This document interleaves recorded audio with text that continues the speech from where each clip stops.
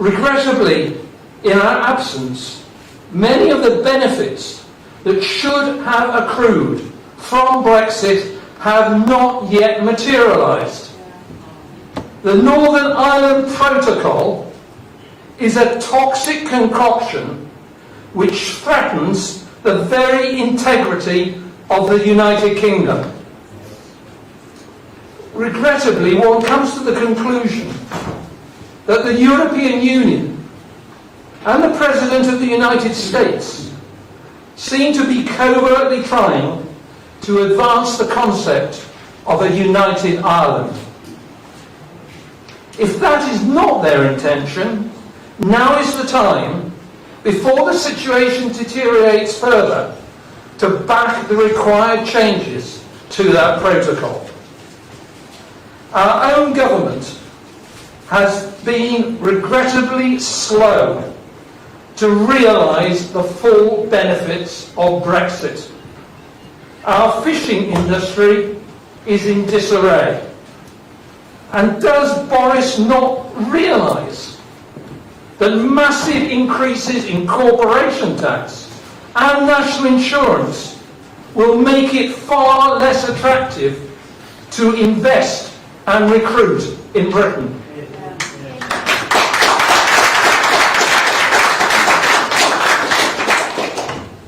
We are also decarbonising on a whim.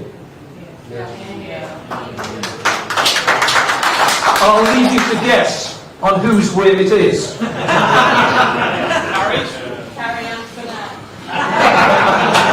We are decarbonising on a whim without any thought as to what might happen if there is no wind, or if gas supplies are disrupted.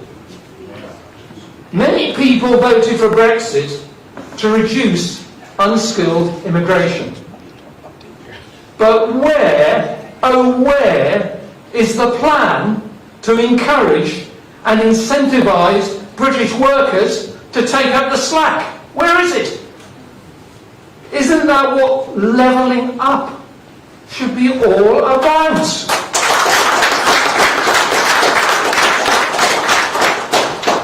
Now today, ladies and gentlemen, we have 4 speakers who can enunciate the difficulties which we face and the opportunities that await much better than I.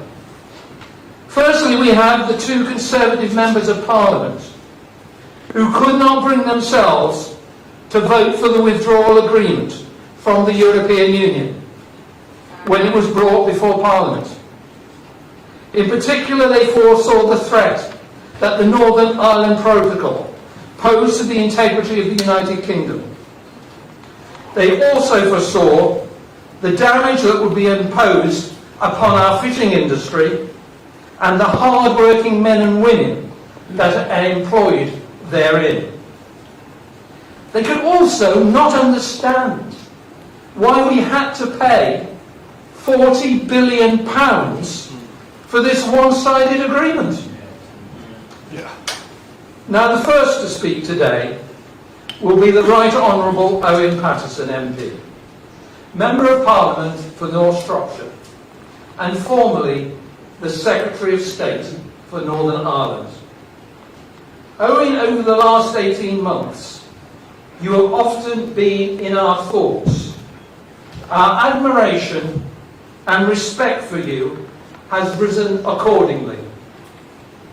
We welcome you here today, and I'm sure that everyone wishes to give you the reception which you deserve. Ladies and gentlemen, Owen Patterson.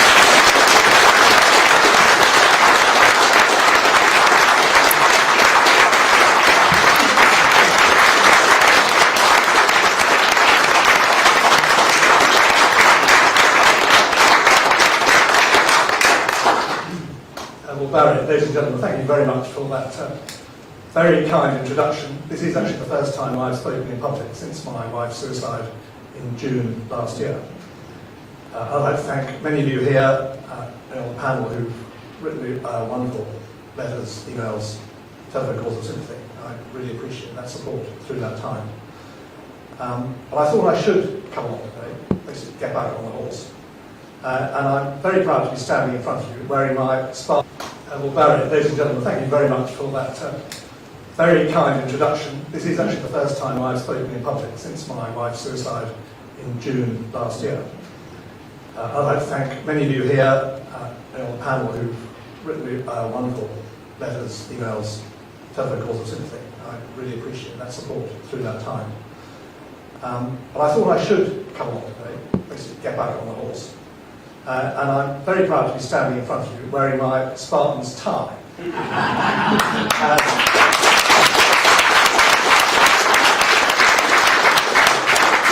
One of 28 MPs who would not vote for the deals in apostrophes, which would have thwarted the democratic voice of 17.4 million people. And I felt very strongly. Interestingly, we had Spartan's dinner last week, and quite clear some people had a real struggle. I actually remember thinking it was pretty simple. I thought there would be just such a shattering loss of confidence in the whole political system if the metropolitan establishment had ganged up and thwarted those 17.4 million. So I'm very proud to stand here, and John's very modest. He's not wearing Spartan's tie, but John and I are also in a special category, which I call hoplites. and we didn't vote for the final deal. We discussed it, we hummed and hawed. We felt we really couldn't vote against. We'd be letting people like you down, and I have to pay credit to all the work you and the Bruges group have done over the years, getting us to where we were, and giving the ammunition to the 17.4 million. But I couldn't vote for a constitutional act which would have separated a part of the United Kingdom, which only quite recently, following the negotiations and following the skillful work of David Trimble, had voted very, very firmly to stay in the United Kingdom. And I, as John kindly said, I was Secretary of State for 2 years, I was the Shadow Secretary for 3 years, and I still go to Northern Ireland on a pretty regular basis. And the Northern Ireland Protocol is wrong. It is absolutely wrong that all of us here who supported Brexit, we never ever dreamt of hiving off a part of the United Kingdom. And it was built around a totally bogus argument about the dangers of the border. There is a border this afternoon. There is a currency border. There's a VAT border. There's an excise duty border. And it all works perfectly satisfactorily with modern electronic means. So huge international companies like Diageo, Lactalis, that run what's called Paterson, used to be one of the dairies. 80% of their milk comes from Northern Ireland. It's the same milk, from the same cows, on the same farm, in the same truck, on the same road, to the same dairy, every day, and nobody notices. It's all done quite satisfactorily. This whole issue of the border, which represents 0.02% of UK GDP, the sales there, it's 5% of Northern Ireland sales, it's only about 6% of the Republic of Ireland's export, or was, of course, until we had trade diversion. That was all used as a totally bogus reason for trying to keep the UK somehow within a single market and the European Union. And I'm now seriously concerned with the damage it's doing. There's absolutely no doubt it's doing economic damage. I talk to Northern Ireland businesses on a regular basis. I work with two big ones. But there's absolutely no doubt that are goods that are currently sourced from GB. There is absolutely no doubt that it's causing political unrest. It's now, as David Frost said this morning, which I dropped in my notes down, he says across community support has collapsed. Jeffrey Donaldson is talking about crashing the institutions and bringing them down. And there's no doubt at all, it's only thanks to the skill of the three unionist leaders, Jeffrey, Jim Astor last week, and Doug Beattie, that they have bluntly kept control of it. I don't think they will manage that over a sustained period, because it is absolutely unacceptable in a modern, sophisticated, educated society for laws to be imposed on people by a distant bureaucracy where they cannot vote for a single person who could help initiate those laws or amend those laws, or much more importantly, repeal them. So 800 laws have been imposed on the citizens of the United Kingdom in theory, but these are European laws. There's been no discussion in any democratic institution anywhere within the UK, and there is absolutely no one to whom they can go for any sort of relief. If it did go to any court, it would be a European court where we have absolutely no representation. That is simply not sustainable. And it is not good enough for the Remainers to say, this is your bucket of cold cig, suck it up. That is a very stupid way to run any form of arrangement. And it is clearly not working. I think David Frost in Venice has manfully tried to make it work. He's gone back with numerous papers to the European Union, and they simply haven't replied. He's been rebuffed. So it is welcome that today, this morning, he said, my scruffy notes, he said, we'll need to act and we will trigger Article 16.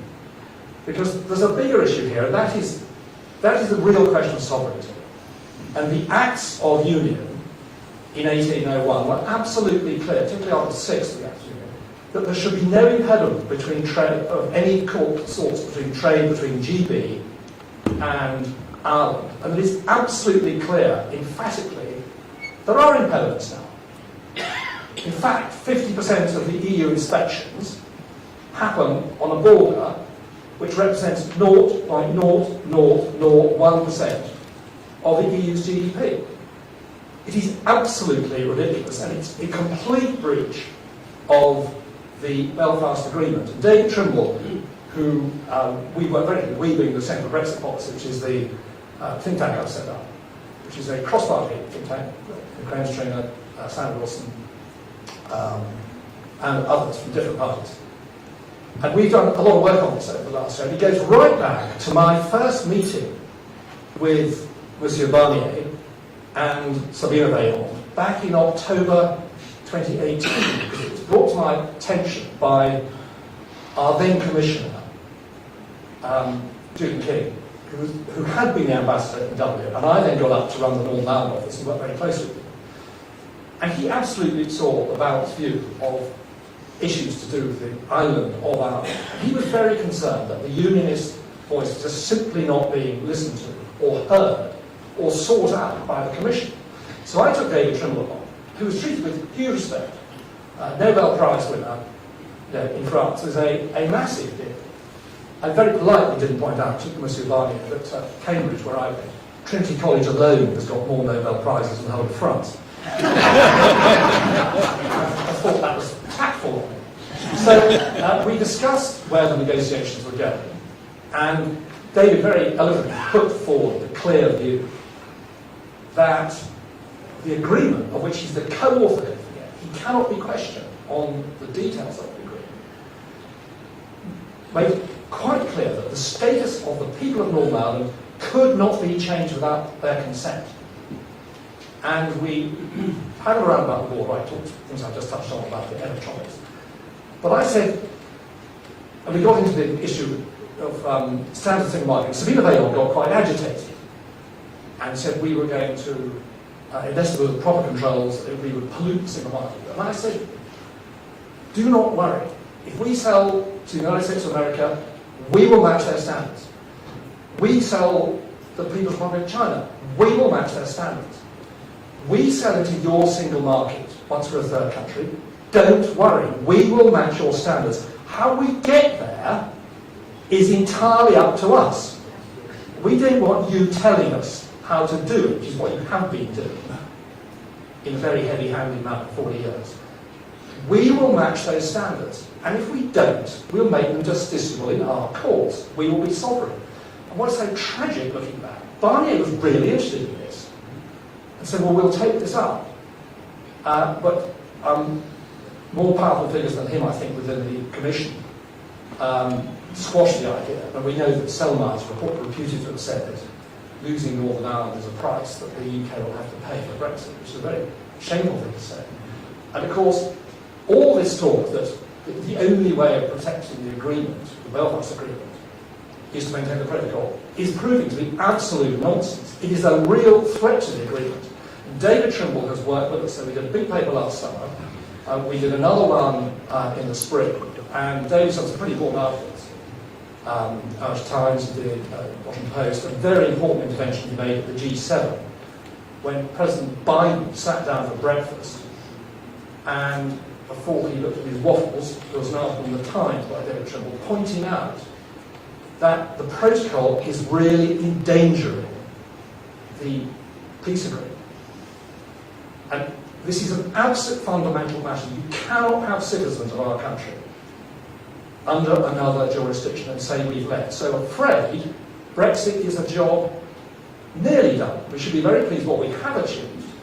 But David this morning talked about, we're no longer ECJ. That's not true of Northern Ireland. Our country is sovereign again. That is not true of Northern Ireland. So this has to be brought to a close. I voted in the early days for the protocol because I understood very clearly it was temporary. I always was told, and I did raise this with the powers that be, we had a lot of meetings obviously through all the dramas of the Brexit meetings, I was always told it'll get washed away. Don't worry, it'll get washed away by free trade agreement. Well, it wasn't. John and I didn't vote for it. I think we are completely vindicated by where we are now, and it has to go. Otherwise, in my direct experience in Northern Ireland, there will be more and more damage done to the Northern Ireland economy, more and more damage done to social stability, and very serious political instability. So it has to be done. Barry, if you want me to talk a little bit longer, there's a couple of other points I wouldn't mind briefly making on, I'll be very brief now, on the benefits which sadly I don't think we're taking from Brexit. I want us to take back control and run a dynamic, exciting, innovative economy. And I'm disappointed, bluntly, that we have not grabbed those opportunities. But I'm also pleased to see some people benefiting. So all this hoo-ha about truck drivers.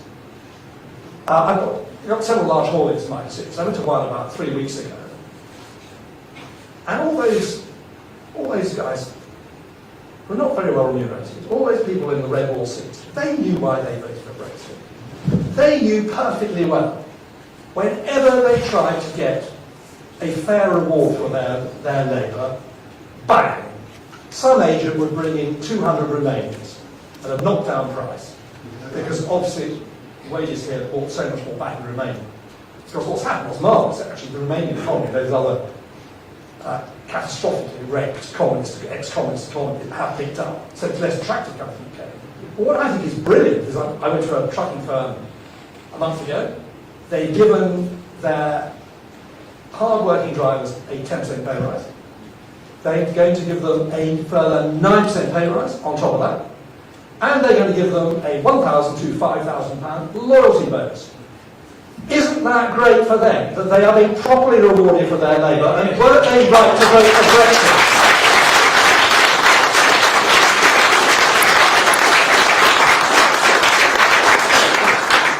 So you then go to my other bit, which is regulation. Government can wreck the economy by taxation, and it can wreck the economy by regulation. Taxation, it confiscates your money.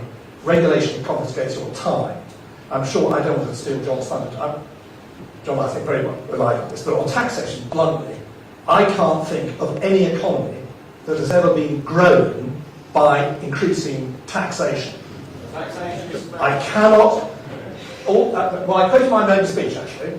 All taxation is bad, which is a very good, simple quote. And the tragedy is, we're going to have to less so it's always impossible to believe that dear old President Kennedy said, if you want to grow, if you want extra funds for public services, cut taxes. We should be cutting taxes to grow the cake and take a thinner slice of a bigger cake. It is absolutely extraordinary. We seem to have forgotten that lesson. And then there is regulation, where you confiscate a company's time. And I spent, obviously, a lot of time on this when I was the DEFRA Secretary. And there were just such wonderful opportunities, really brilliant opportunities for this. Firstly, for our farming and our food sector, and I always used to say, it used to annoy my colleagues on the European Council that Europe was heading to be the Museum of World Farming.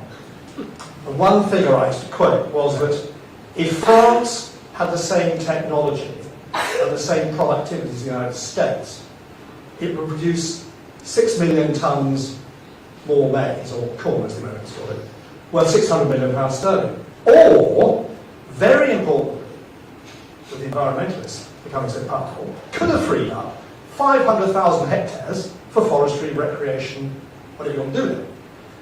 But that's not possible because of the precautionary principle. And to caricature the precautionary principle, it basically says, never do anything once. Could be dangerous. Don't get out of bed in the morning. Don't get out of bed in the morning. You might trip on the carpet, bang your head on the doorknob and break your neck falling downstairs. Stay in bed. Don't try it. And I was a real enthusiast of all the benefits. And I went to Rothenstein, and it was a big scientific effort, but I actually spoke up for genetically modified organisms, which have been a huge success around the world, apart from Europe, leading to massive increases in productivity, massive reduction in diesel use, massive reduction in compaction of soils, massive environmental benefits. But we could do nothing within the constraints of being in Europe. We got it talked about, and there was a thing called the plantation principle. We never really got it about. Now we have a choice.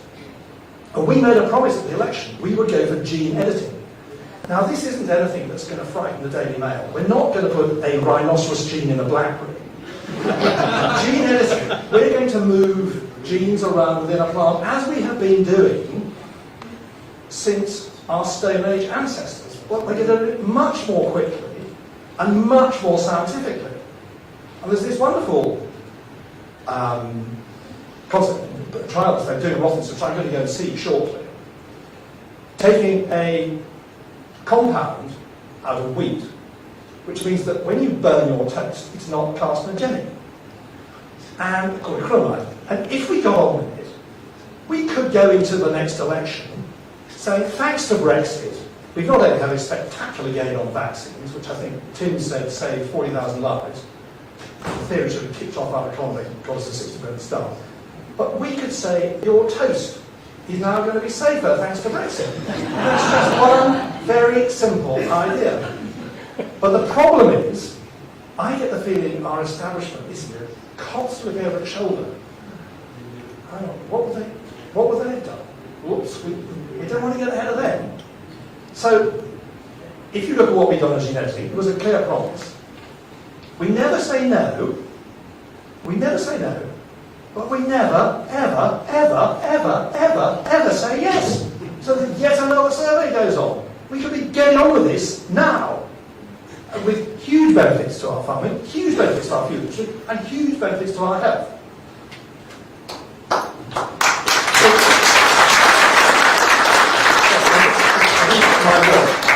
Probably enough, but I'm very happy to take questions on over this. Oh, if you've not done budget and everything, you probably haven't read your Farmer's Guardian yet this week. I'm sure you're regular readers. I did a piece right at the back. Thank you very much.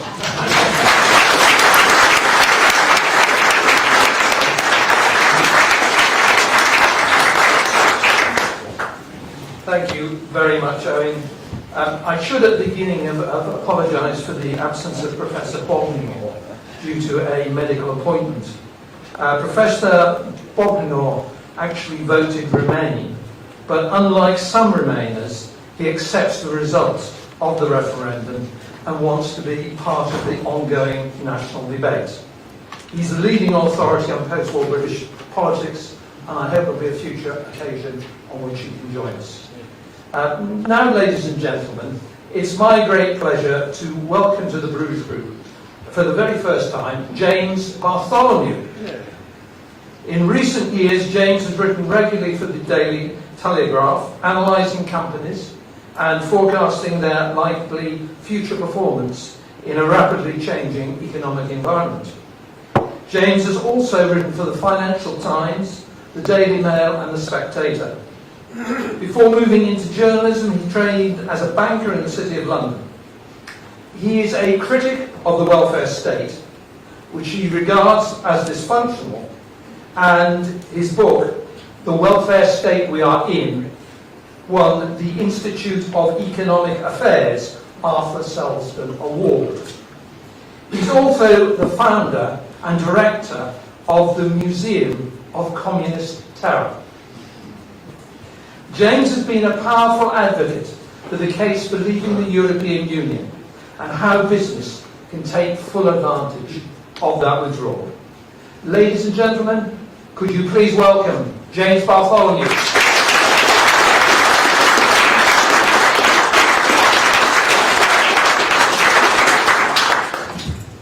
I can't resist telling a toast joke after what Owen said. There's I'm not anti-French, really. But nevertheless, what is the difference between a piece of bread and Frenchman?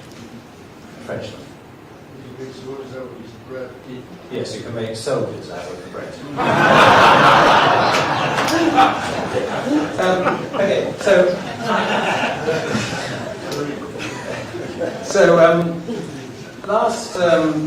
last month, Alexandria Ocasio-Cortez, a glamorous Democrat left-winger in the States, went to the Met Gala, where tickets cost $30,000 each. She, of course, went for free, and wearing her $450 earrings, and wearing a designer-made dress which said on it in dramatic red, "Tax the rich." This obviously got a lot of attention, and I noticed, I googled this this morning, but the socialist worker opined on this. It shouldn't mean a slightly above average tax rate. It should mean taking all the loot they grabbed, trousered, and stolen. A few years ago, 2018, Ash Sarkar, lecturer in global politics at Anglia Ruskin University, said, "I'm literally a communist." And if you Google that, you will soon come across a website called Wessex Scene, which says, put simply, the death toll of communism is dubious. And the Urban Dictionary opined on the "I'm literally a communist" that the phrase is known to exert a kryptonite-like effect on right-wing media hacks, along with people who believe the USSR famine, brackets, so-called Holodomor, was a genocide. You can now buy T-shirts that say "literally a communist." You can even buy, as of last month, necklaces and earrings that say "literally a communist." And these, you'll be glad to hear, are available in gold, rose gold, and silver. The irony seems to be lost on them. Now, you may take these two isolated events as isolated, even though they got a lot of publicity. But we should also recall that the Labour Party was until very recently led by Jeremy Corbyn, and that Corbyn and his associate MacDonald have given talks in public with posters behind of Marx, Engels, and others of the communist history. And Corbyn received 32.2% of the British vote. He lost, of course, but there were still plenty of people who were willing to support such a man. Universities now are overwhelmingly dominated by left-wing tutors, of whom Ash Sarkar is but the tip of the iceberg. But it goes further than that. It goes into schools and to the curriculum and in textbooks. One textbook, a revision textbook I came across, a mainstream one available in your local Smiths, talks about the collectivization of farms in the Soviet Union, and invites students to write about the pros and cons of the collectivization of farms. This was a process which resulted, either intentionally or unintentionally, in Ukraine alone, in 3.9 million deaths by starvation, dramatised in the recent film Mr. Jones. The idea that this is a small or insignificant movement is just not true, unfortunately. And I became particularly concerned about it, feeling that I ought to do something about it, 5 or 6 years ago when I was in Budapest and visited a museum there called the House of Terror. Oh, some of you been there? Has anyone been there? Yeah, right. Well, good. It's a very powerful museum, very effective, rather well done. And I've visited since then a lot of museums on this sort of history. My girlfriend at the time, who's now my wife, she was rather overcome by how horrifying it was, and had to be helped out. It is the place where it's actually set was the headquarters of the Nazis when they took over Budapest, and then subsequently the same building was taken over by the Communist Secret Service. And in both cases they were arranging arrests, interrogations, torture, and in the Soviet case, mass deportations to the Gulag. In the basement there are cells, including one is a cell where people were hanged. Another is a cell which is a standing cell, so-called, where the prisoner had to stand all the time in like a cupboard, a small cupboard, thin cupboard. And you could tell by there was a gap where his feet were. If you could tell that he was leaning against the wall, then his legs would be wrapped with a truncheon until he stood up again. This is a terrible form of torture, but far from the worst that I've come across. So, when I came out of that building, I thought, my children know nothing about this. Nothing at all. After all, history isn't even compulsory at GCSE now. So many young people have no history at all to speak of. Those that do are getting a whitewashed version much of the time, insofar as they cover communism at all. And when they go to university, they're getting left-wing tutors such as Ash Sarkar. Now, people of my generation grew up with the Cold War, grew up with knowledge and understanding of communism, and in some cases, including mine, visited communist countries. I went through the Trans-Siberian Railway, through Moscow and Budapest, and started in Peking on the Trans-Siberian. And it wasn't a question of, do you think communism hasn't worked? It was extremely obvious that it hadn't worked. It was a humanitarian, economic disaster. And there was no issue. And when the Berlin Wall fell and communist regimes tumbled like dominoes, people like myself thought, well, that's it, that's over. The 20th century had a great experiment in whether communism would work, and it's pretty obvious that it didn't. So we won't go there again. What a relief.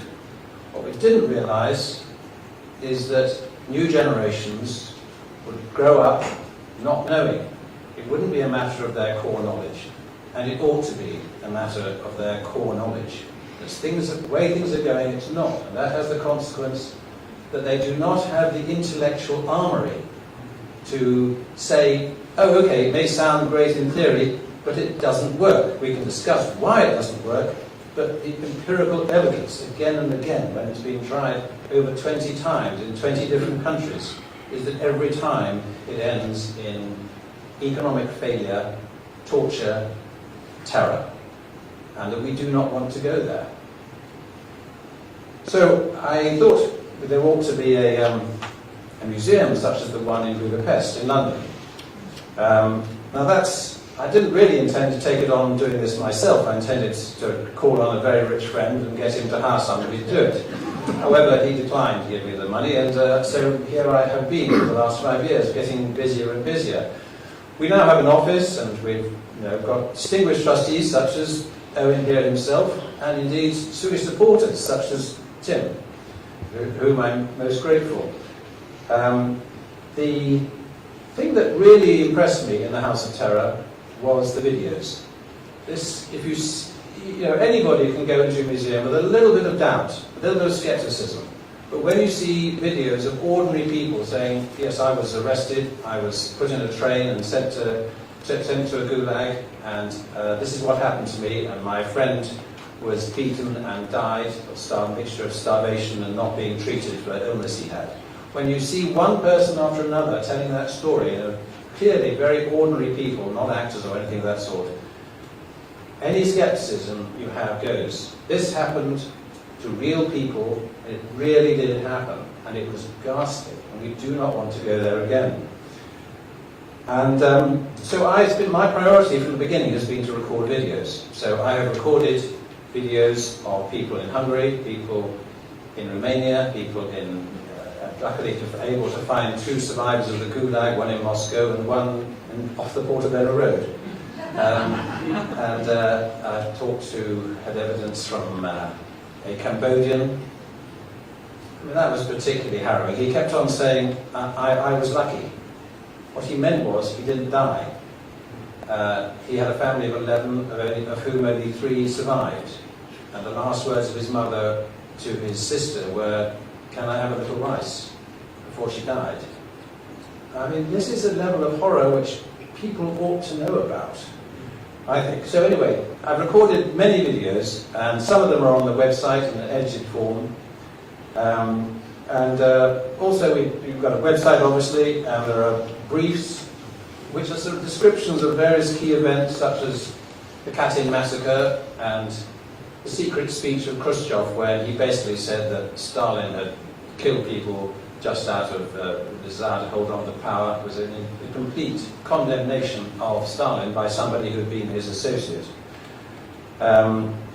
We have a few events, and in fact one event we are having before the end of the year, if all goes well, will be an event in which Charles Udi, who is an expert on the Gulag, will talk, and it will be attended by Ivana Mashtak, who was in the Gulag in Kolimar, the top right-hand corner of the Soviet Union, where it is often -40, and where she had to go out in -40, and was punished by such things as being told to lie face down in the snow, get up again, get down again, get up again, get down again.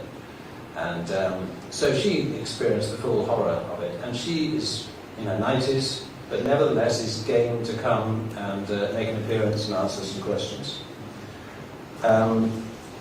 We found the museum was unable to get charitable status, but we set up a second company called the Foundation for the History of Totalitarianism, which doesn't mention the C word and therefore is not considered political.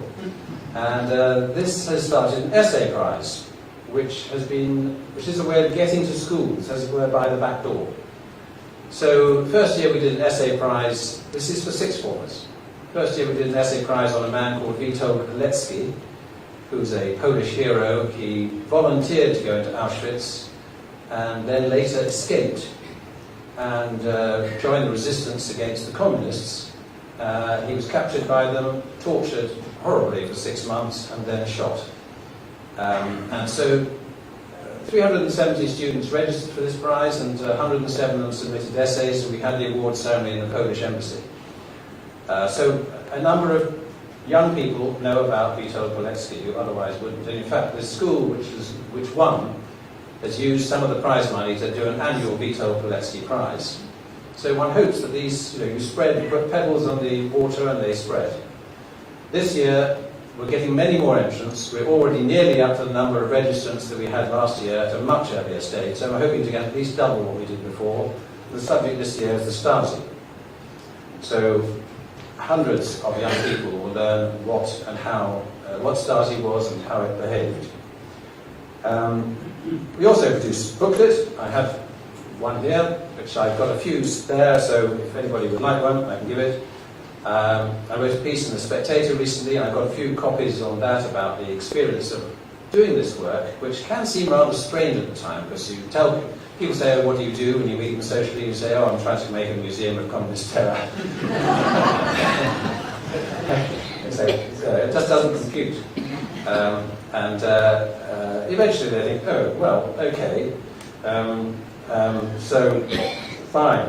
The ultimate idea is to create a physical museum. For that we have to keep the office going, because this builds credibility. The more things we do, the more substance we have, the better we are able to raise the really big bucks, which is the 60 million we need to create the museum. I am working on that, and we also buy artifacts in preparation for the museum. So we've got a Trabant car, if you know what that is, and we've got many posters of various sorts. We buy documents of various sorts, letters from the Gulag or from wherever it may be. And in fact, next week I'm going to Czechia and hoping to buy a tank. That's going to be a big enterprise, and the donors will be nervously worrying that I'm going to come at them, and indeed I am, if indeed the negotiations to buy the tank are successful. I'm sorry this is way off what you were expecting to hear, but that's what I'm doing, and I may be nuts, but any support or interest you have is very welcome. Thank you very much.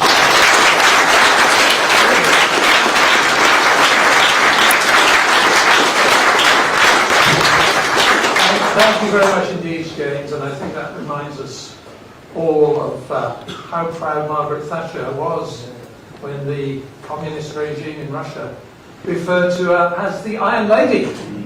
And she certainly lived up to that reputation, and regrettably we have no politicians in the UK now that one would describe as iron. Right, ladies and gentlemen, it now gives me great pleasure to welcome one of the world's leading monetary analysts, Tim Congdon.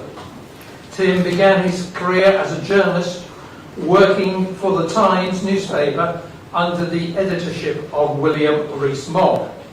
That was followed by a distinguished career in the City of London, founding Lombard Street Research.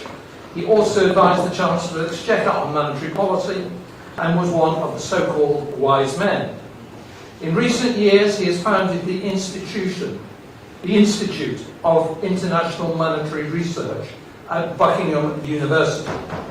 The Institute has become a leading international authority on the conduct of monetary policy and a formidable critic of the monetary policies of the Federal Reserve in Washington. Ladies and gentlemen, could you please welcome Tim Congdon.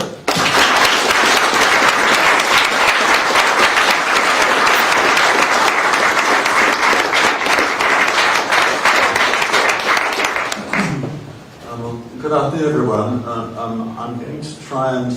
How long have I got, Barry? Because we're really going to... Yeah, I think if you could do 10, 15 minutes, Okay, that would be really very good. People want to ask questions. Okay, well, the theme of the conference is freedom and conservatism. I'm going to try and talk that title. But this is... Robert, is my presentation going to come up? It is coming. Very good. That's great. So we've got this phrase, levelling up. And I want to say one of the things that may be kind of blue sky thinking. There may be blue sky, as I said, the edge of the stratosphere, while they're really like that, trying to challenge the... we live in a nation, two nations. Disraeli's been quoted many times since he said that, used that phrase back in the 1830s or 40s, but as the top, and forget me, I say top and bottom, but the top 10% of the population, the wealthiest, they have private education. About 7% of children go to public schools, they're called, but they co-opt some grammar school boys and girls like me. So it's the 10%, and they have private education, and they have got private health, and usually they don't really care about the state pension because they've got other assets. And in a way, you know, kind of like the electorate in Victorian times, and a very select group, but most of them vote Tory, of course.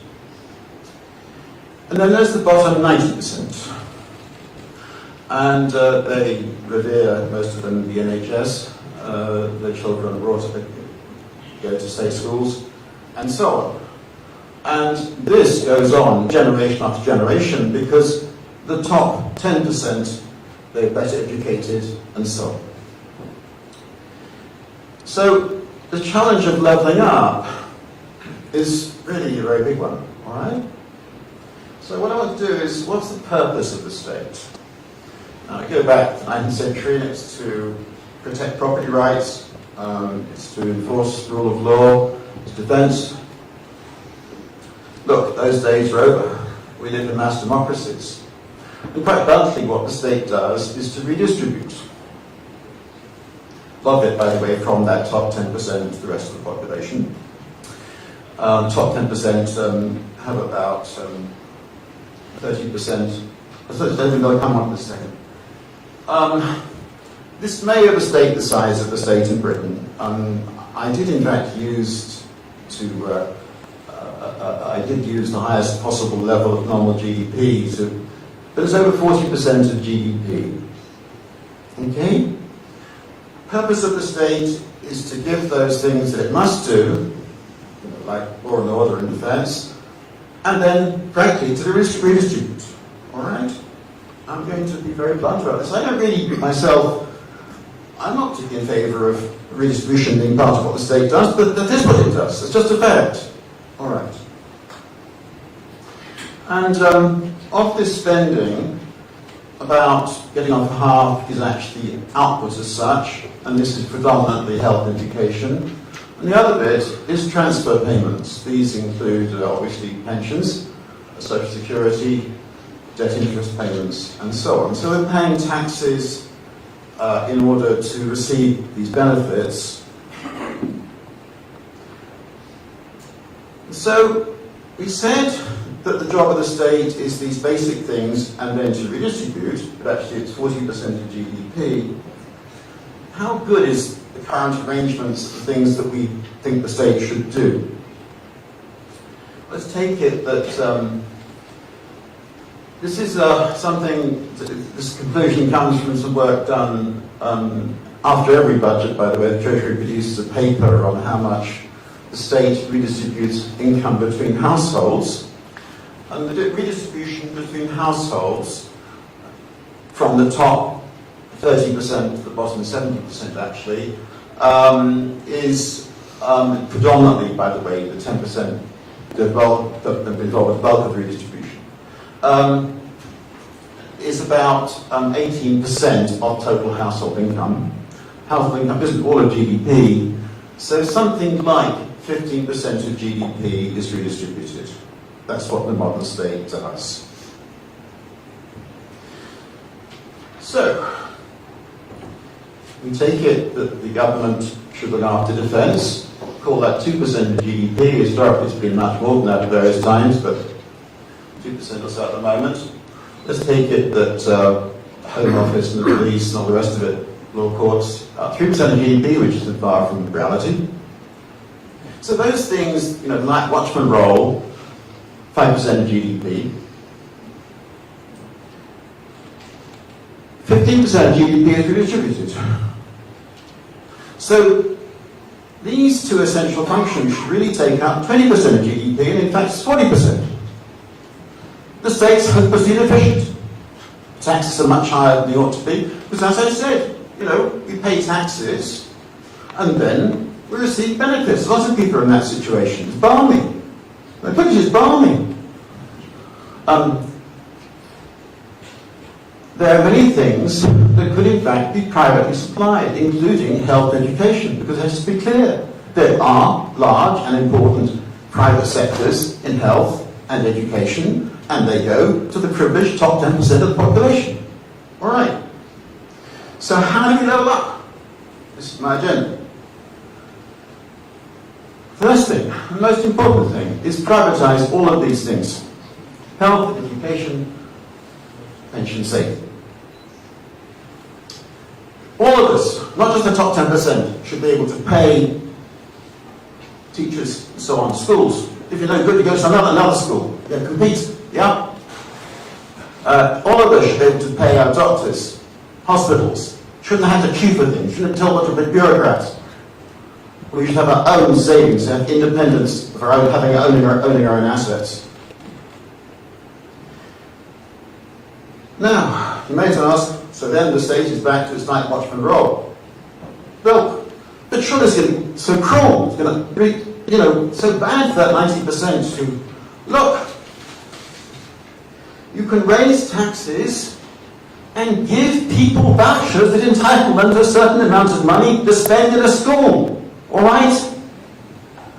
People, working classes, the Red Wall, they own houses, they own cars, they have to look after them, they have to insure them. It's very bureaucratic, they have to fill out forms, they're not stupid.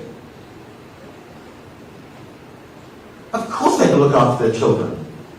And if they had to do so, I'm sure we'd get better outcomes from our schools. The NHS, let's just be clear, in terms of health outcomes, Britain is falling down the league table in Europe and frankly relative to the rest of the world. 1930s, Britain was way ahead of the rest of Europe in health standards, not now. Give people an entitlement to belong to a private health insurance scheme. Now, of course, there are problems about adverse selection and so on, I realise that, and maybe there may be provisions for this, you will still sort of do something. But look, again, this doesn't have to be provided by the state. We can have both redistribution and private provision. All right? And I'd phase out the state pension altogether, and then set up a system, state-sponsored, very redistributive, where we all pay some money to a scheme, and if you're in, say, the bottom 10% of the population, you pay your contributions, and the state trebles their value. How's it paid for? It's paid again by the rich, actually. But you can have, I said, the state redistributes 15% of GDP. We can do all of that, I suggest, with this sort of thing, and have higher provision, and cut out the nonsenses of inefficient supply of all sorts of things by the state, and also the nonsense of taxing people in order that they receive some benefits. Okay, how am I going for time? I think I'm all right. Look, I'm well aware that this is blue sky thinking. Let's just be clear that there's another big phrase, that phrase going around for levelling up. There's a phrase going around some years ago by a chap called David Cameron, the big society.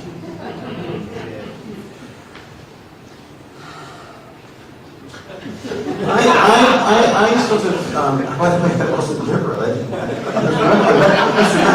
Shows a way of, just not saying anything, just like that. Look, I know this is going to happen. All I want to do is just to put the thought in your heads. And maybe, can I just say, James, I really enjoyed your presentation. Marx believed in utopia where there was no private property. Private property is the key to freedom. Private property is the key to choice. Private property is the key to living in a society under the rule of law where we can make decisions for ourselves because we own it. So my utopia, if I put it this way, is everything is private. Total opposite of Marx. And within that state, it is still possible to redistribute, and I hate to use these expressions, from the top 10% to the bottom 90%, and certainly redistribute as much as 15% of GDP. Thank you very much.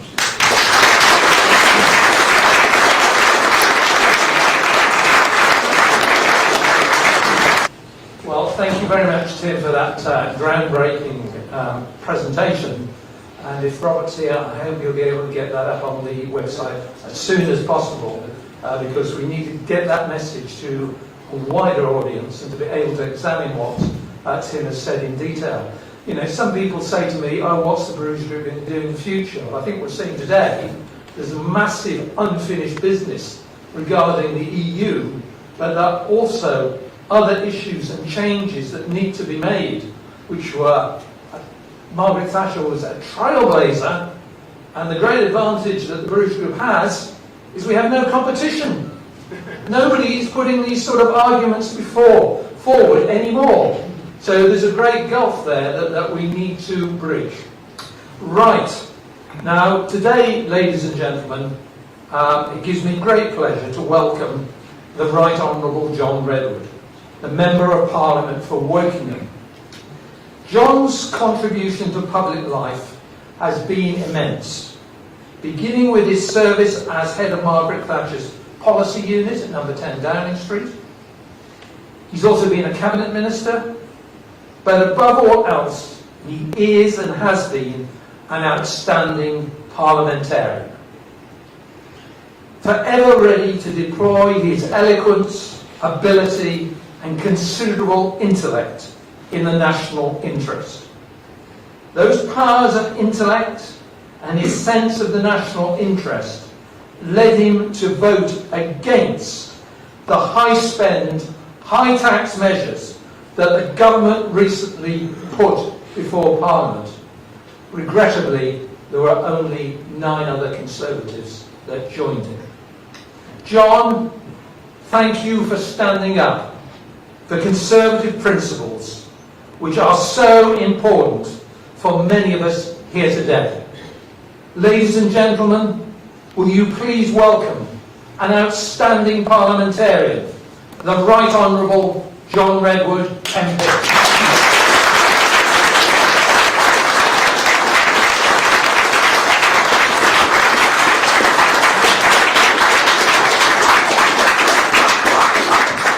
Mr. Chairman, ladies and gentlemen, I am proud to have helped select Boris Johnson as our leader, and I'm proud that with the support of the Wokingham Association and their advice, Boris went on to call an election and call a halt to a rotten parliament, a parliament that was out to thwart the wishes of the British people, a parliament that was unbelievably anti-democratic.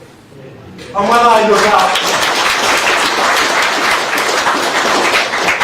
look out today at the Labour Party trying to drift from the far left of the road to the left of the road whilst having their own public civil war, or when I look out at the rump of the Liberal Democrat Party, who are neither liberal nor democratic and are still wanting to thwart Brexit, or when I look out at the angry groups of SNPs, MPs who think every debate in Parliament should be about how they can split their part of the United Kingdom off in violation of a major referendum the Scottish people held not very long ago. I am mightily relieved that we have a Conservative-led Parliament and a Conservative government. But as your chairman has had to point out, there are occasions when a man who is desperate to support our leader and our party has sometimes to say no. And there are times when we need to remind our leadership that we want a Conservative government with Conservative principles. And I've got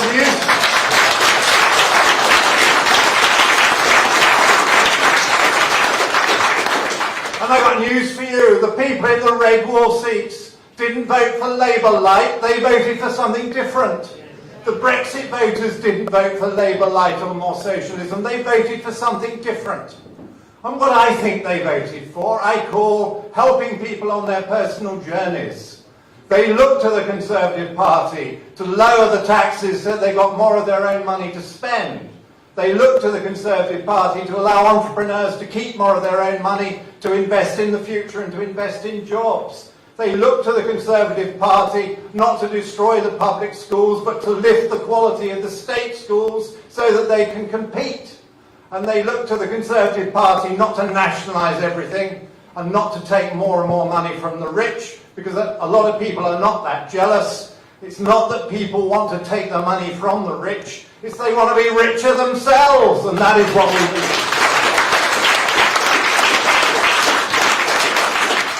So let me take you to this little argument I've been having with some of our colleagues in government over national insurance increases and what we spend the money on.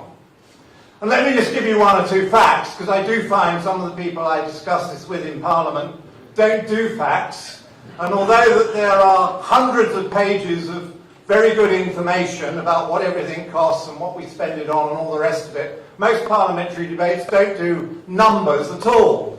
We have endless MPs standing up saying there must be more money for health, but if you ask them what today's budget is, they haven't a clue. And I don't know about you, but I don't determine a budget is short of money until I know what it is and what it's buying and what it can't afford. And that is the debate we need to be having about the health budget. The health budget overall, public health generally, including the NHS, is said by the Treasury this year to be £230 billion. And if you wanted hypothecated taxes, which I hear are now popular in some parts of the Treasury, you would need to pay all of income tax, all of stamp duty, all of inheritance tax, all of capital gains tax, and that would buy you the health budget this year. So it's not a small portion of national insurance that will be the health budget, and I hope people aren't getting a misunderstanding about this, that you need all those wealth and income taxes to sustain the current health budget. Next number, that budget is 64 billion a year more than the budget was just before COVID. Now, I was very keen on them greatly increasing the spending to offset the economic damage being done by the counter-COVID policies, and I was very keen for them to spend whatever it took on tackling COVID. When you've got a pandemic and too many people are dying, yes, you just spend money. You don't argue about pennies or pounds or whatever. You get on with it. But what we should now do is to say, we boosted those budgets by 64 billion a year to primarily deal with the pandemic. Where is that money going next? Because you don't need all those one-off costs every year, because you did all that. You put the vaccines in, you put the test and trace in, all those extra expenses. So with the famous 12 billion, when I was briefed about this by ministers and their officials, along with other MPs, done on a cross-party basis these days, I'm afraid I did say, what would I get if I voted for the 12 billion? And they said, oh, well, you know, the waiting lists have come down. So I said, oh, great, tell me how many the waiting lists are roughly going to come down by. What sort of guarantee? What's your offer? Oh, no, we can't promise they're going to come down. We can't say a number, no, but, you know, you need more money to bring the waiting list down. So I then said, well, look, your budget for the current year for test and trace is 15 billion for the year, and this isn't the setup year. And I said, I do notice quite a lot of people don't seem to be doing much testing and tracing anymore. And couldn't we see what you could do for test and trace, now it's all up and running, for say 3 billion next year? And I got you your 12 billion, which you told me might be helpful in getting the waiting list down. So do you really need the 12 billion for the national insurance? And didn't get a very clear answer to that one. So this was part of the background why I found it a bit difficult to vote for the idea that 12 billion was needed. So I say to Saj, a friend of mine, wish him well, clever man, going in there as the new Secretary of State. Saj, ask some questions. Challenge your chief executives. Find out where all that money is going to. I don't know about you, ladies and gentlemen, but when I go shopping and say I've got 12 quid, I don't have 12 billion quid, but say I've got 12 quid, I don't go into the shop and put the £12 on the counter and then say, that's yours. Now, by the way, is there anything you'd like to give me for it? And they don't normally say, well, actually, not at the moment, John, but trust us, there'll be something nice along. If you put your 12 quid on the counter, mate, you'll be all right. Call me old-fashioned, but I like to know what I'm getting, what the price is, and then I decide whether I like that shop and whether that's a good deal or not. And I think that's more of the approach we need from ministers running these great public services. They've got to say, yes, we don't deprive you money if it's going to save lives. We don't deprive you money if it's going to invent new treatments. We don't deprive you money if you're going to pay staff properly. We believe in all that. All this nonsense that we're the blue meanies. No, we're not. I want people better paid. But I also want higher productivity and higher quality. I think you can do more with fewer people who are better trained and better motivated, and then other people can do other new things. You need the enterprise revolution. That's what we need. And so we need these ministers to take on the chief executives who have paid lots of money and say, right, what am I getting for my 200,000 a year from you, Mr. or Mrs. Chief Executive? And can I see just a few targets that go to the heart of what we're trying to do, and can I make sure you're offering me value for money? Now, in pursuit of this, because obviously these debates go on, I'm very pleased that the government has said, yes, John, you're quite right, we need good value for money in our health service. And so SAG has appointed a former general to go in and identify waste. Let's call him the Waste Finder General. And I wish him well, lovely. But it's going to take several months, and he's an outsider. And so I've got a bit of advice for SAG today. By all means, the General might come up with something, and it might be very helpful, but SAG, why don't you have a really serious meeting with your Chief Executives this week, and challenge them on where the waste is that the Waste Finder General might find, and say, let's not wait for the Waste Finder General to actually find it. You, the Chief Executives, should be motivated to get rid of it now. And give me a target. Tell me what you're going to do. Might even give them a bonus. If they came up with $1 billion of waste, that would be worth a decent bonus, wouldn't it? But the bonus would be conditional, and you want to carry them with you. So, ladies and gentlemen, you've listened to an awful lot. I mustn't go on too long. But my final observation is this to the government. Trust in markets. Understand the role of price in bringing supply into line with demand. Understand that many of the things that people value and need in this country are not supplied by nationalised concerns, but are supplied by free enterprise. Promote free enterprise. Get out of the way. Cut the taxes. Don't overburden people. Get the freedoms of Brexit pulsing through the economy so that we can do in other fields what we just did with vaccines by cutting loose from the European experience and the European rules. This, ladies and gentlemen, is the Conservative way. The way you get the deficit down is to promote growth. The way you get more tax revenue rolling in to pay for your health service is cut the rates and get a bigger cake. The way you show people they were right to vote Brexit and Conservative is to help every one of us on our personal journeys.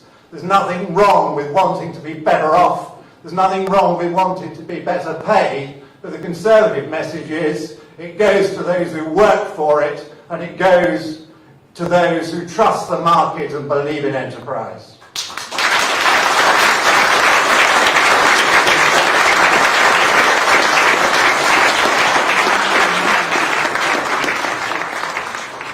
And again, we'll have that information on the website. Now, ladies and gentlemen, this has been a jolly good meeting so far. But I'd like to see if any of you have got any questions on the issues that the speakers have raised today. Yes. Could I have one from the gentleman on the gangway there? Yes, you sir with glasses. In short, because the Conservative Party is sort of only trading on Labour's weakness at the moment. It's not putting forward a new values of its own, of defending capitalism as it should. Shouldn't we really be taking our model from the Republican Party in America, which is defending capitalism and is getting as many of the working class votes, more or less, as the Conservative Party is now picking up? Owen, as a Conservative that would like to see his party growing, have you got any comments on that view? Yeah, I entirely agree. Alexander Stafford, who worked for me in my office, was an Ealing councillor, is now proudly the first Member of Parliament for Rother Valley, which when I got in 1997 was the safest Labour seat. I think he's got a majority of 5,000 or 6,000 now. And he is absolutely clear that there are more seats to be won in Yorkshire. We could probably get rid of Ed Miliband and others if we are Conservative. And he says that there's been a cultural change. Hard-working people in South Yorkshire don't like being told that they're racist and that they were idiots to vote for Brexit. They vote for Brexit very proudly because of the advantages which are now coming through for the lower pay. But they also don't want to see buckets of money which we borrowed from somewhere else spent on. They want to be in charge of their own budgets and they want to grow their own businesses and take control of their own lives. And that is the way forward, absolutely emphatically. Any other members of our panel like to comment on that particular question? Okay, I'll take another question. Yes, can I have the gentleman towards the front here?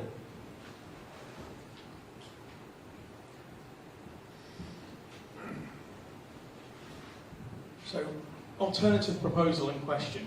Rather than raising income tax by 1.25% for employees and 1.25% for employers, and if you're a company director, the total is actually 3.75. If we drove up the minimum wage, which the current average wage for the UK population is 26,232, which means every UK individual, as an average, is now £338 worse off, so we've just taken nearly £1 a day per person in the UK out of society. If we rose the minimum wage and we rose the wages average by less than £4,000 a year, it would bring in the same amount of money. So rather than taxing more and reducing the amount of confidence consumers have to spend, why don't we look at driving it up? And we've already done that, because earlier we mentioned about HGV drivers who in total in a year have had a 19% pay rise. Well, there's the £4,000 found. So straight away, let's do that. I'll win back the voters who voted for us, who now think, what on earth did they vote for us for? And the reason conference is as quiet as it is. And separately to that, can Boris find something that he lost? Because he seems to only repeat one thing, and that's Captain Hindsight. Find a new speech, find a new way to lead it, and put Conservatism back into the Conservative Party.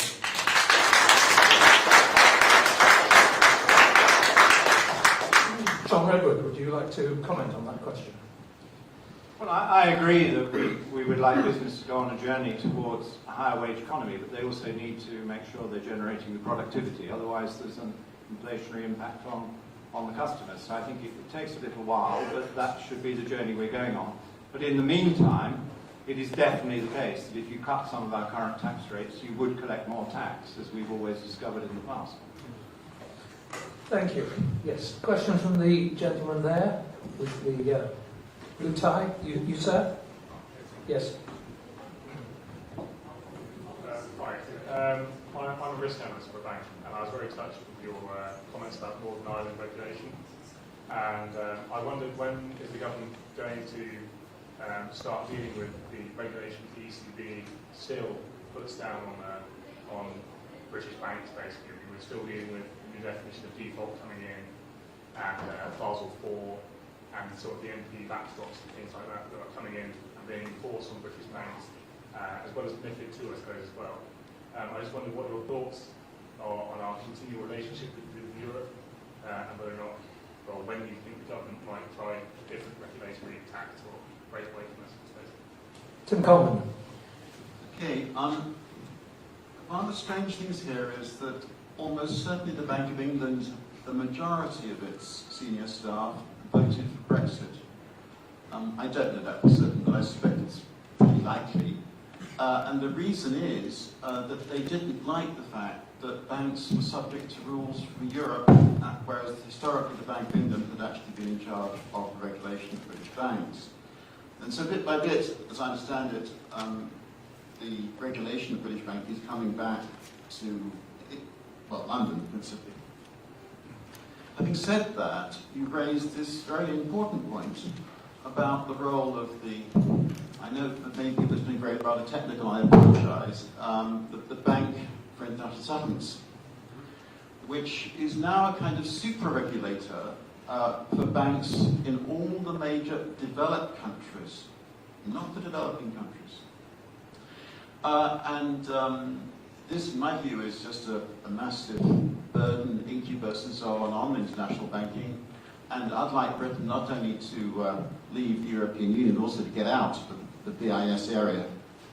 The bureaucracy in Basel is like the bureaucracies in Frankfurt, Paris, Brussels, above all. It's out of control. It's not subject to democratic check.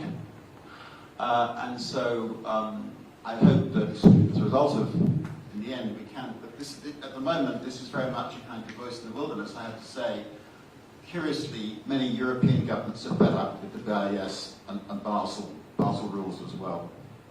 Thank you, Tim, for that very well made point. Yes, I'll take a question from the gentleman over there, with the tie and the blue shirt. Yes, you, sir? Looking around the conference over the past couple of days, it's pretty clear that 80% plus of all the talks that are going on are either about levelling up or about net zero. What does the panel think about the fact that this reflects the government's priorities that are either large socialist spending plans across the country or totally unaffordable energy policies that will immiserate our population?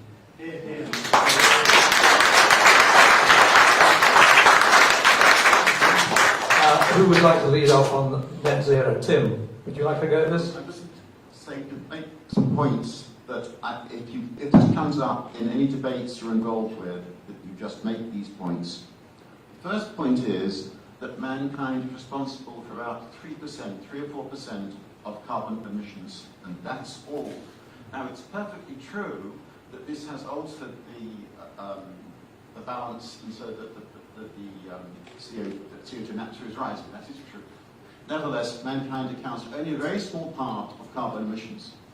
The UK accounts for about 1% of humanity's carbon emissions. Look, what we do won't make a heap of the difference to the outcome on these issues. On what happens to the atmosphere in the next 200 years. We'll make a heap of the difference. In the meantime, we're impoverishing ourselves, making us vulnerable to blackmail from Russia and so on. Crazy.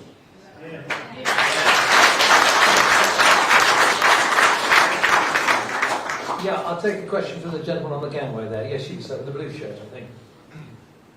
Thank you. Speaking as a councillor, where we set the council tax, which is often driven by factors outside of the immediate control of local councillors, what is your view as to how a Conservative in the years ahead should price council tax? Should we keep jacking it up by the maximum the government set us, which is often what the officers demand, or should there be, what is the view? Because you always talk about national taxes, but people pay local taxes, which are very unpopular, to my mind. Thank you very much indeed. Now, I think John Redwood some years ago used to be a local councillor, so maybe we can start off with John. Yes, indeed. I also remember that when we succeeded in getting councillors elected in former Labour areas, and when they succeeded in perpetuating themselves, it was because they cut the council tax and kept it much lower than neighbouring Labour authorities. There are only three things that the average voter experiences from their council. There is the council tax bill, which is highly visible. There is the, we hope, weekly, but sometimes bi-weekly collection of the waste. And there is the daily wrestle with the impossible roads that have often been messed up by the highways authorities to prevent you taking your white van to do your job or to take your children to school by car. And I always say to councillors, focus on the big three. And if you've got to focus on one, what is the best proposition Conservatives can offer the voters? Generally, it is, we are much better value, we keep our council tax down. So no, don't automatically put the council tax up by the maximum permitted. It's my fallacy of money again. Councillors shouldn't want to maximise the amount of money they collect and spend. They should want to minimise the amount of money they spend and maximise the amount of good value service they think they need to supply. And don't think you need to supply a whole range of services in a largely free enterprise area, competing against perfectly good free enterprise services. Limit the services you do, obviously target them on the vulnerable, on the people who really need them, and make sure they're of high quality. But always remember that the bill is highly visible and you're more likely to get re-elected if it's low.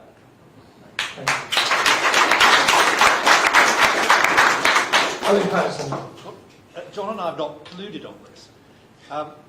When Shropshire became a unitary council, I'm very keen on unitary councils and getting rid of the two-tier system, which I always found very wasteful.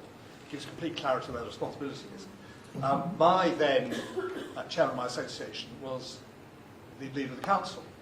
My advice to him was exactly what John has said. It is keep the roads clear in summer, keep the roads and the ice and the snow off in winter, keep the bins emptied as rapidly and as often as possible, and do not raise council tax. And on our council election leaflets, it was very clear. There would be a graph showing what the Liberals had done. There would be a graph showing what Labour and Liberals had done. And then there was nothing. We had not raised council tax. And our representation on the council was very strong. Progressively, you can go look at the numbers, since then, succeeding leaders of the council group, Conservative council group, have raised council tax. And guess what's happened? We've got fewer Conservative councillors, and we may lose control of the council if they go on like this. So John's absolutely right. Don't spend money you haven't got. Keep council tax down and do less and do it better.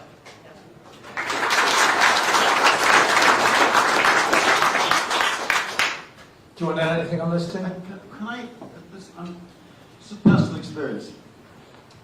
We want to refurbish an outbuilding. We have some bats. The planning consent has gone through, except for the bats. Now, Gloucestershire has a county ornithologist. And at the moment, a lot of emails going backwards and forwards.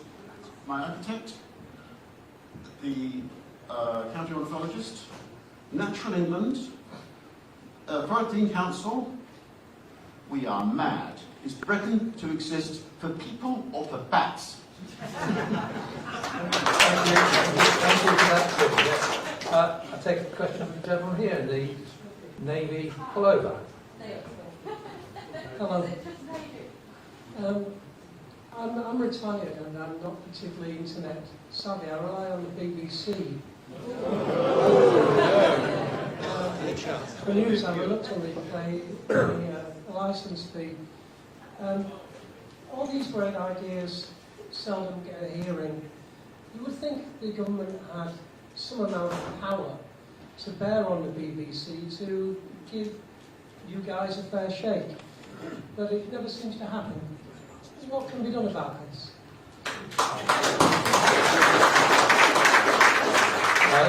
James Bartholomew, you're in the media. Have you got any comments on how we can deal with the BBC? I'm predisposed to abolishing most of it.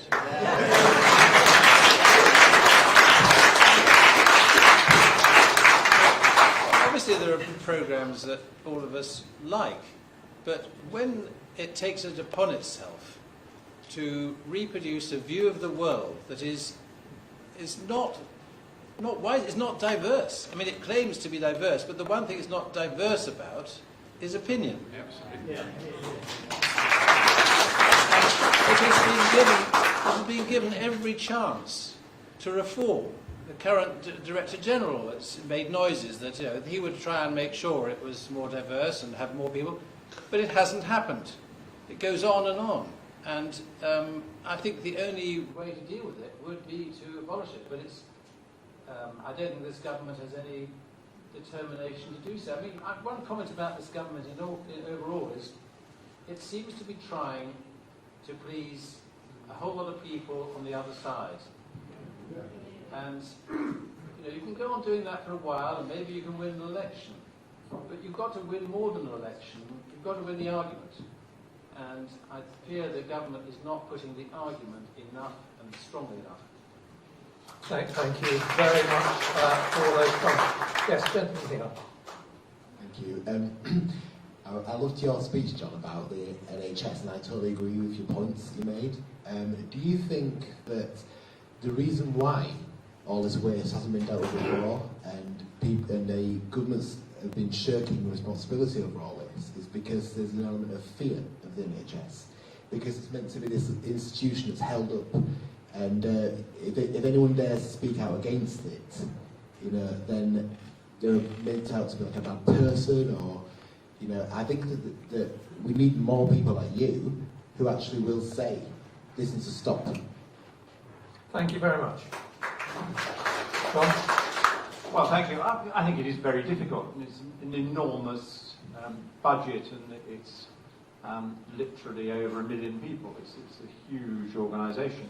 I mean, I had experience of running NHS Wales when I was Secretary of State in the days when there wasn't a devolved government.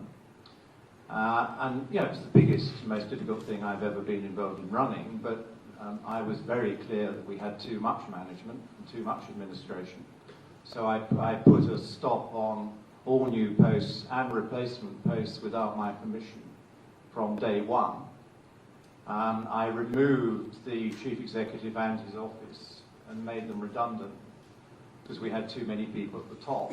And I knew I was going to be blamed and responsible for everything, but I also knew that I shouldn't intervene in any way in medicine because I was not qualified, so I had a chief medical officer who was taking charge of the medical staff and the protocols and making sure right treatments and so forth, and then I had the permanent secretary who did the administration and the pay and rations under my general guidance on strategy. And I think that worked a bit better, but you know, there was a lot further to go, and you never get that long in one of these jobs to actually see the thing through properly. But I was very sure that I had far more administration and far more managerial talent around than I needed, and that you needed more focus, and the more cost you took out of that, the better it got. Thank you. Yes, gentleman with the glasses on the gangway there. Yes, you, sir. One of the problems that appears to be, and it's forever in the headlines, but nothing ever happens, is the woke state. The ideological, critical race theory, unconscious bias, white privilege, and the extent to which that's now running across government, across public services, hospitals, schools, police particularly. It should be a relatively easy win, or a straightforward business has started to dismantle this ideology at a time that it's costed a fortune, is unproductive for public services, and yet 10 years into a Conservative government, we're getting all kinds of ideological crap. I said claptrap, but I said crap. We're getting all kinds of ideological crap, and yet it keeps on growing and growing. And it's the idea that you can run public services like this, achieve efficient outcomes when they're spouting this garbage to public service users, is incredible. What we're going to do about that state alongside the Green state that's an impediment to any economic growth. Thank you. James Bartholomew, have you any thoughts on this topic? I mean, I just totally agree with you. I can't see why it is. I don't understand why it's getting such a hold. You're right, it is moving into every sphere, every public service sphere, and into companies as well. And I wish I could give you an answer as to why this is happening. It is very disappointing that it's happening, exactly as you say, after 10 years of a Conservative government. Thank you.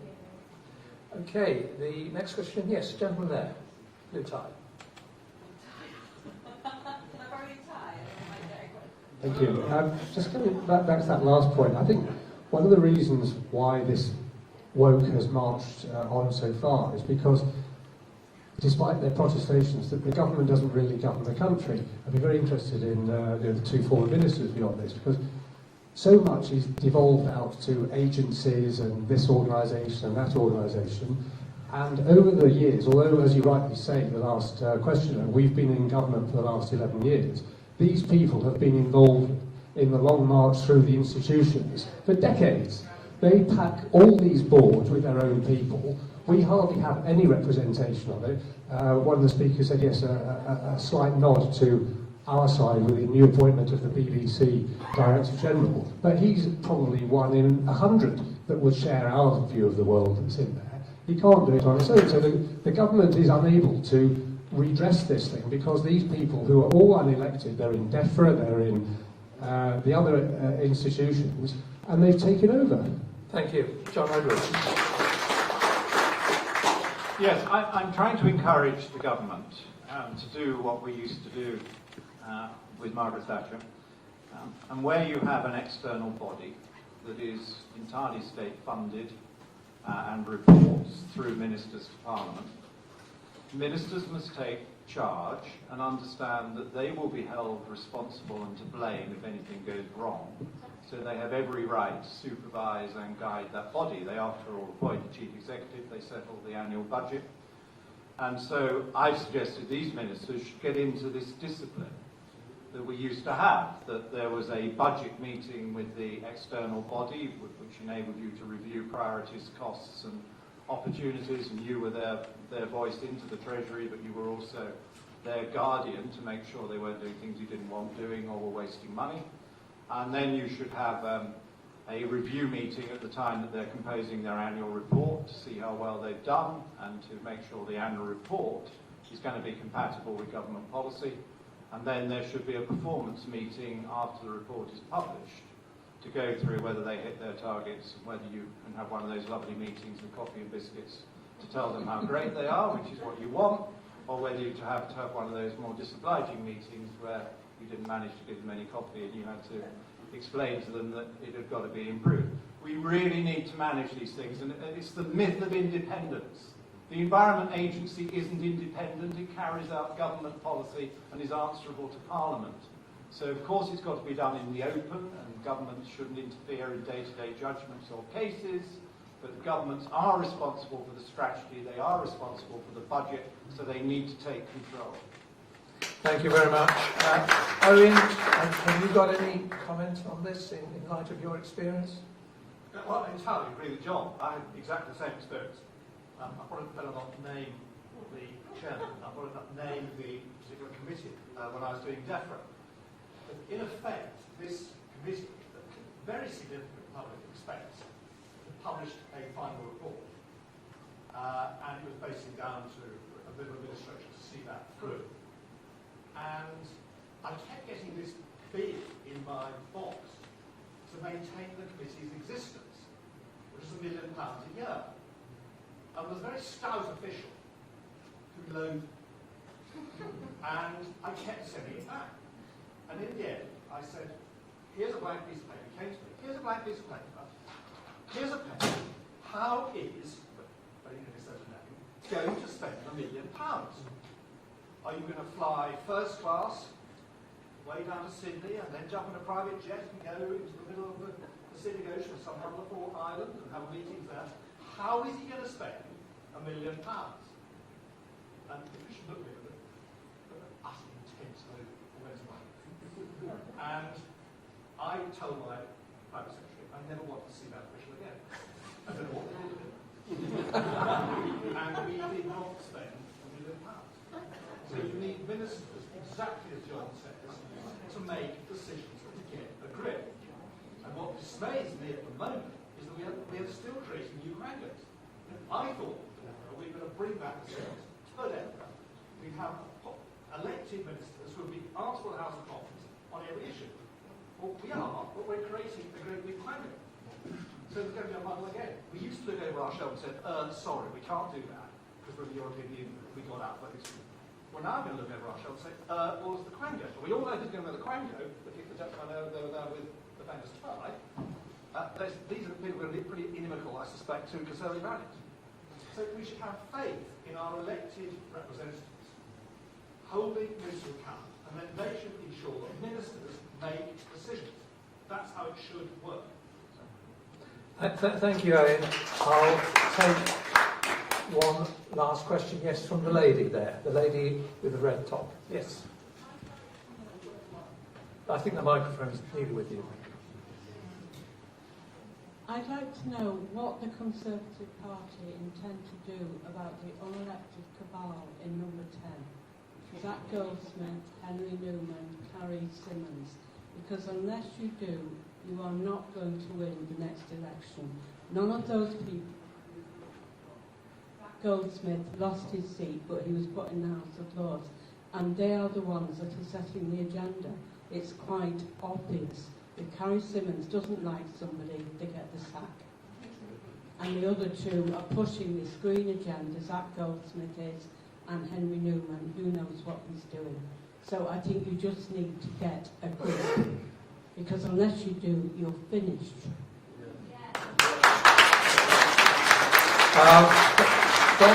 Thank you for those comments.